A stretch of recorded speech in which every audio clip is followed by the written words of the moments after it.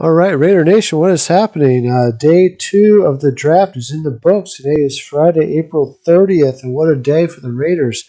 This is Raider Sparks with the Raider Roster Report coming at you tonight. I just have a quick video to kind of talk about tonight's events and what we did tonight. I think tonight was a big night for Raider Nation. I think round or day 2, I should say, was absolutely fantastic for the Raiders, and let's talk about it a little bit. So Mayock just had his interview. Talked about trying to trade up even into the first round to get Mooring. I was surprised he was still there, kept working the phones, and ultimately landed a deal with the 49ers. The goal there was to get ahead of Dallas, which I don't think anybody made any secret about Dallas wanting Trayvon Mooring. I think this was awesome because we talked about last night about Mayock listening to the fans, to the press, the media, whatever, about the picks, and he said he knew it was going to be controversial with Leatherwood. Well, he had to know equally that Raider Nation would be absolutely ecstatic if he was able to get Mooring. I mean, if for those of you that maybe haven't listened, or obviously those of you that have been listening to Raider YouTubers, national media, mock drafts or Mooring at 17 and just craziness, right? Everybody wanted him at 17, and we got him at 43. So, as much as Raider Nation maybe thinks we overdrafted Alex Leatherwood, well, I guess we underdrafted, if that's the right phrase, for Trayvon Mooring, because everybody in Raider Nation thought we should have got him at 17. So, what a draft pick. To get the number one safety in our eyes, obviously the NFL eyes were a little different. Javon Holland and Richie Grant went above Trayvon, which I thought that was a little bit interesting. But the Raiders said they fully checked him out on the back issues at his pro day. Everything was all systems go there. So we ended up with what many of us would consider, probably all of the Raider Nation would consider, the number one free safety option in the draft. So I think that is great.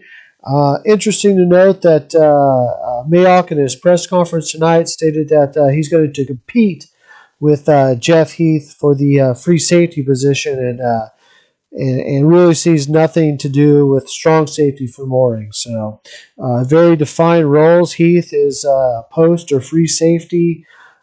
Abrams definitely a box safety, and he definitely put Mooring in the free safety, who will compete day one as the starting spot for the free safety position. So that's the deal with that. I think that was fantastic. Day 2 is come and gone. I think Raider Nation could be really excited about the picks that we got. Trayvon Mooring, as I mentioned, for most Raider fans, was the number one target, or a lot of Raider fans was the number one target. Me, myself, I wanted a pass rush, and we ended up getting that, which was awesome. I really liked Tyree Gillespie, and I'm going to follow his career. I think one thing I might do with the channel is just kind of keep notes of all the people that we've talked about here on this channel, and the rest of Raider Nation kind of spoke about highly in the draft, and just kind of follow their first year and see how everybody does, and see how kind of accurate we either were talking about them, or maybe we're far off, or who knows what's going to happen. But I think that'll be kind of some interesting topics here on the Raider Roster Report to kind of go over. But anyways, big night for Trayvon. Got selected with the Raiders. I think it's going to be a great fit. He's going to compete with Jeff Heath for that starting spot, which is fantastic. And then if we look at Malcolm Conce, it's funny because I had him as part of my draft, and as the when I did the Leo episode, potential Leos, I included him on there because I said, I'm not sure if he's an outside linebacker, defensive end, or could potentially play the Leo spot. I also did a video about how the Raiders need to get better at the edge pass rusher. And actually, Mike Mayock talked about it, said, one, we're not done there yet. We know we need to get better. it was important for them to get a speed rusher off the edge, which you got with the Yanakwe, with Yannick, and because they had already two powerful edge rushers in Crosby and Farrell, and he made it known to the world that he needed to get better at that position, and that's why I did a full-on video about, should the Raiders get a edge rusher in the draft that has the capability of dropping back into pass coverage, but also in the long term have the possibility to turn into that Leo spot. So I highlighted a few guys like Joe Tryon, who went in the first round. Aziz Ojulari was the other one I targeted, and Malcolm Kuntz was the other one I targeted. And so the other two guys are already gone. And so, I had no idea what round Malcolm Kuntz would go in, to be honest with you. Most of the draft sites had him at like 5 or 6. I think I even commented in that same video that I thought that was too low, that he'd go much higher. I had no idea he'd go in the 3rd round. However, I think it's a fantastic pick. And Mayock talked about him as being a third down pass rusher to begin with.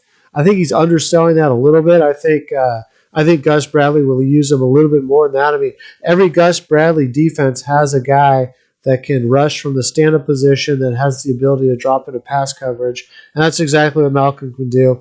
But he's really stout against the run, which is exactly what that person has to do. I think if you discuss even in the draft show, they listed him as a linebacker. I think the Raiders are going to list him as an outside linebacker unless they get rid of the Nazib just to free up the roster or whatever. However you want to look at it, he's going to be on the edge, as a speed rusher, as a bend guy that can challenge the tackle in a speed rush. He's going to be able to stop the run. He's going to be able to drop back in pass coverage if they need him. And more importantly, he's a guy with the length, the arm span, the wingspan that can eventually go into the Leo position. So definitely a guy we profiled on this program, and a guy that I'm really excited about to have as a Raider. Didn't think or didn't know he'd be a 3rd rounder, but listen to Mayock, it sounds like as the league evaluated him that there was a high possibility that he was definitely going to go in the 3rd round. So they got him where they got him. I'm glad to have him on the team. I think it's a perfect blend. You have Yannick and you have Malcolm to be able to have that bendy speed rusher guy, rush from the wide position, rush from a stand-up position. With Malcolm, has that ability to do pass coverage as well. And then, of course, we have our bigger edges or ends with Klee and with Crosby. So I do think the line is shaping up, looking good. That was since this is the Raider roster report, that was a roster spot we definitely had and a need to fill. So you bring him in, and then obviously our linebackers with Littleton and Muse at the wheel, and Nick Kwiatkowski and Morrow at the mic. Now we have Malcolm to jump in here at the Sam linebacker position, which I believe they're going to list him as. I'm not sure yet, but nonetheless, a guy that can rush the edge, stand up position, put the hand in the dirt, stop the run, be good against the pass. I think it's a tremendous draft pick for the Raiders. The next guy they got was Divine Diabolo, who we spoke about on this channel as well. We talked about the need for getting 5 safeties on the team, and we've done that now. We've got 5 safeties, and I spoke about my mock draft. Jonathan Abram and Carl Joseph would be the strong safeties, if you will. Jeff Heath was penciled in as the starting free safety. That we needed a free safety, and I made no bones about it. I thought Tyree Gillespie was the guy. I still do. I'm going to follow his career close, see how he does. But we ended up with Mooring for that challenge at free safety spot. A little different press conference tonight. Last night, Mayock was very specific about Leatherwood. He is ultimately, the starting right tackle from day one for the Raiders.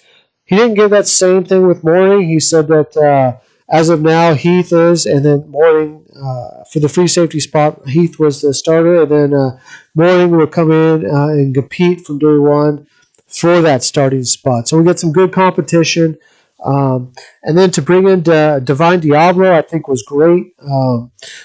He talked about the linebacker coach wanting him.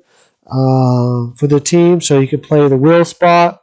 But he also talked about the matchups to be able to play the tight end, to have creativity, to be creative with a player like this. He basically said that big guys in the NFL that can run fast are kind of the new way to go. Devine was like a 4.42 40 guy and a big dude, so he can do it. A lot of people compare him to Cam Chancellor. I'm not sure if that's fair or not, but has those tendencies. But nonetheless, I mean, you figure him as the strong safety with nine. So in my mock draft, I did Israel Mukumo, I think is his last name, from South Carolina, simply because I thought we had no chance of getting Divine Diabolo. I thought he'd go way before 80.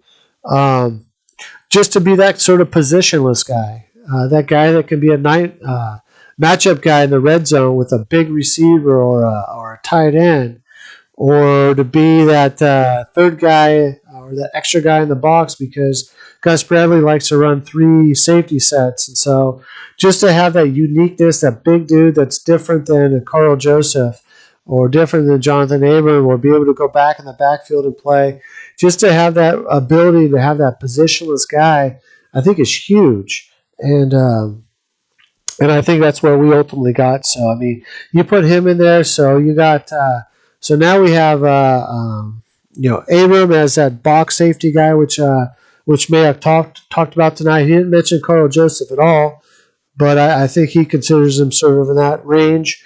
Then he talked about Jeff Heath as a starting free safety, with Morning competing against him from day one. So we have that locked down. And then the fifth safety, Divine Diabolo, to play that sort of positionist role, to just be a nightmare matchup guy and to do what we need to do. So, that's kind of the gist of the conversation that Mayock had tonight. I just wanted to kind of bring it forward to kind of what we talked about here at the Raider roster report. Kind of give a look at what the roster looks like, sort of the depth chart, I guess, if you will, and kind of where we're at with all that. And I think it looks damn good, to be honest with you. I think some things have definitely come together tonight. That our team has gotten better in the last few days. So I mean, if you look at the defense, from a I guess a quarterback standpoint, you have Mullen and Johnson on the outside. I think Arnett's going to move to the middle. You have Douglas and then a blank on the outside, so maybe Arnett stays there. And Casey Hayward's looking to possibly sign. I do think that one of the needs is a versatile cornerback that can play outside or inside, so that we can give Arnett a chance. And of course, Meek, Keeson, and Lawson will be competing for another spot too as well. So we have that going on. But free safety, Trayvon Morning and Heath, Abram Joseph, and Divine Diablo. That safety spot is probably, I would guess, locked down by now. As far as the line, I mean, you have Yannick and Crosby, Thompson, Jessen, Irving, Hankins, Vickers, Farrell, Malcolm Kuntz is a Sam linebacker. He'd be with the linebacker group, I believe, with Littleton, Muse, Nick Winkowski, and Nicholas Morrow. I think that's looking damn good. I do think, though, we need, when we go to the draft, my number 1A, 1B priorities is a cornerback, somebody preferably that can play the nickel and the outside.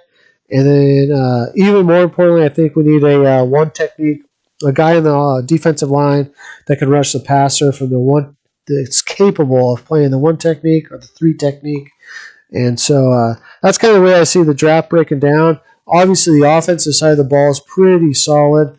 I do think that we definitely did a great job on the line. I think we still have an opportunity to guard to get a little bit better there. I think we could upgrade our running back 3 position. I think we can get a backup X receiver if the draft falls our way.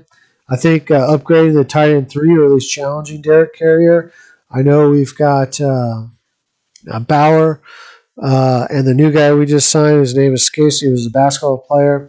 Those 2 guys could possibly challenge Carrier, but a UDFA guy is probably most likely here. But I mean, if somebody fell in the draft that we like, that would be okay with me.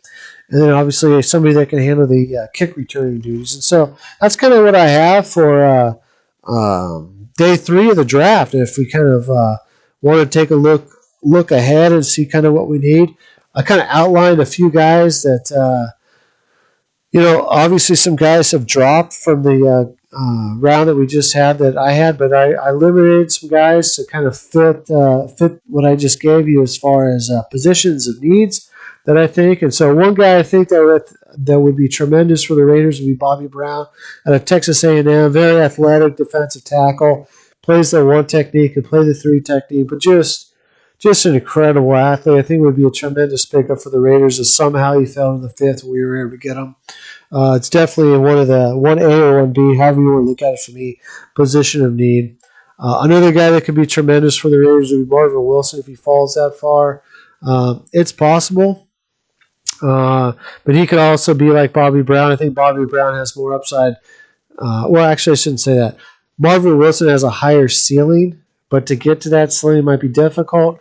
Bobby Brown, I think you can find his ceiling easier. So, I don't know, 1A, 1B, however you want to look at it. But one of these two guys would be tremendous pickups in the 5th round for the Raiders. I'd be ecstatic with either one of them. Then Marco Wilson out of Florida. For me, the outside quarterback and slot nickel guy, he would be a tremendous pickup for the Raiders if somehow he was there around 5. But there's a few guys that I think could do it. But Marco is my number 1 guy. Troy Williams for that spot would be my number 2. I have no idea if these guys will fall at around 5 or not. But my number 3 for that spot would be Trey Brown out of Oklahoma. I think all 3 of these guys could handle the inside, the outside. Trey Brown's awesome because he gives some return ability. Troy Williams has some capabilities as well. With that's one thing Mayock said.